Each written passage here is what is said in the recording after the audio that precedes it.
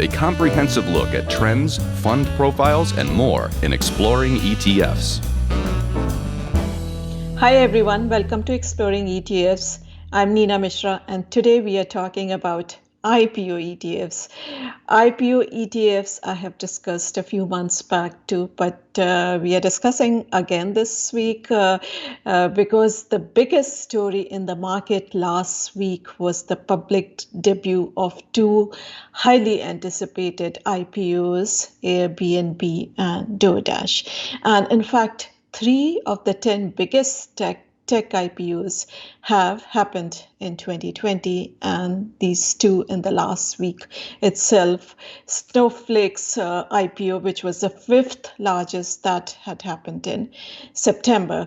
And there was a lot of excitement for these two IPOs. And in fact, Airbnb shares more than doubled on their debut.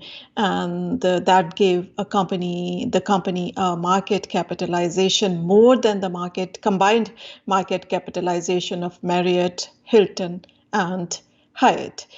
The shares of food delivery company DoorDash, they also surged more than 80% in their trading debut. And this company is still unprofitable, but it has seen a surge in demand for its services because of the pandemic, because people prefer to get the food delivered when they are stuck at homes. But this investors' love for these unprofitable young companies, which probably have a lot of growth potential, that is resulting in the IPO boom. Now, let me add again that the first day's pop doesn't benefit retail investors. It mainly benefits institutional and early investors and founders of these companies. And during the first few days, trading is usually quite volatile. We have seen that shares are down 7-8% today itself. And investing in these young companies, particularly when the valuations look frothy. In fact, valuations of recent IPOs relative to their revenues are at their highest levels since the dot-com bubble. So it is better to take an IPO approach rather than investing in these unknown young companies on an individual basis. So on this slide, I have some of the reasons for investing in IPO ETFs. Before that, let me quickly go back one step and talking about the IPOs again. 208 IPOs have priced this year, which is up 32.5% from last year. And these IPOs have raised $76.4 billion this year, which is up 65.1% from last year. And companies usually take either the traditional IPO route, or direct listing, or SPAC, or a blank check company route to go public.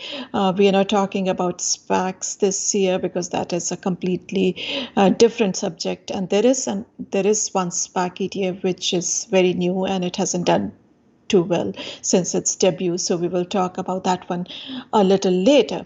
But talking about the investment case for IPO ETFs, these ETFs, they provide exposure to these newly public companies before they join other core US stock indexes, because most major indexes, they include newly public companies only after a seasoning period. For example, Google was included in the S&P 500 index 2 years after its debut. Now, there are two IPO ETFs.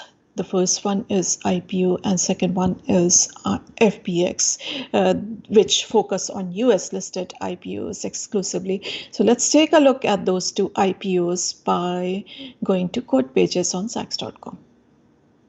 So the first one is, as I mentioned, Renaissance IPO ETF, ticker symbol IPO, very easy to remember. This has done really well this year, and that is why it has gathered a lot of assets to this year.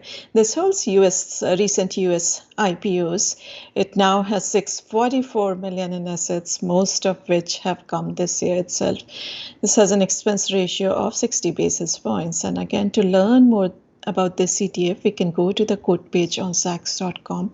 I have done podcast with the ETF provider too, so you can listen to the podcast ETF Spotlight. Then you can go to the external homepage and learn more about this ETF. So this adds newly sizable new companies which satisfy the liquidity requirements on a fast entry basis and rest on quarterly reviews, and this holds companies for 2 years. You will see some of the companies which have really done well this year. Moderna is the top holding, and that has benefited because it has developed a coronavirus vaccine which is more than 95% effective, and it is expected to be approved by the FDA very soon and probably start being distributed in the next couple of weeks. Uber Technologies and then Zoom Video is also one of the biggest beneficiaries of this pandemic. Then Pinterest, CrowdStrike Holdings, which is again benefited from the pandemic because of increased digitization, Datadog, these companies have done very well. Peloton also, these have done very well because of the recent trends, and that is why this ETF has done very well. And Snowflake, which I mentioned, is one of the biggest IPOs ever, which launched in September, and it had the backing of Warren Buffett. That is also one of the top holdings in this ETF. The second ETF is actually older and bigger. This has about 1.87 billion in assets. It has an expense ratio of 58 basis points. To learn more about the ETF, you can again go to the quote page on Zacks.com, and from there the external home page. So this holds 100 largest, typically best performing, most liquid US IPOs. They are added on the 6th day of trading, and then it holds for about 4 years. So this has slightly older companies too, whereas IPO has just companies which are less than 2 years old. Now, this includes spin-offs too, and if one of the index constituents gets merged with a bigger company, then bigger company gets included in the index. So if you look at the top holdings, you will see Snap, Uber, Thermo Fisher, Marvel, Eli Lilly, Tesla, also one of the top holdings, PayPal, as we know, was a spin-off. So you see those companies also, which are the results of spin-offs or mergers with a bigger company. On the last slide, I have the comparative performance versus the S&P 500 index, and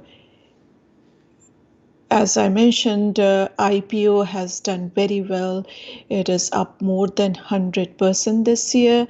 FPX is up more than 40%, very well, but it has significantly underperformed IPO, and that is because it has slightly older companies and spin-offs and merged entities too. And the S&P 500 index is up about 14% in the year. Thanks for watching. Make sure to subscribe to our videos so that you do not miss anything, and I'll see you next week.